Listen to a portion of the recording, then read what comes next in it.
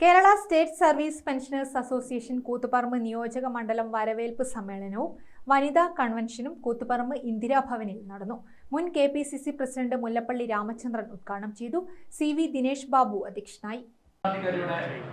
മുഖം നോക്കിക്കൊണ്ടല്ല നിങ്ങൾ തീരുമാനമെടുക്കാറുണ്ട്. അതുകൊണ്ട് നിങ്ങൾക്ക് എല്ലാ കാര്യത്തിലും കുറച്ച് നിലപാടുണ്ട്.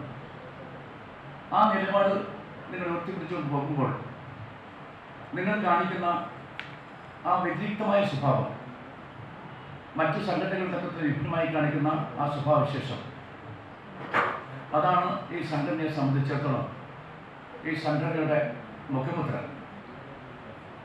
1984 കാലഘട്ടം ഞാൻ ഓർക്കുന്നു. ഞാനത് KPCCയുടെ ജനറൽ സെക്രട്ടറിയായ കാലഘട്ടമായിരുന്നു.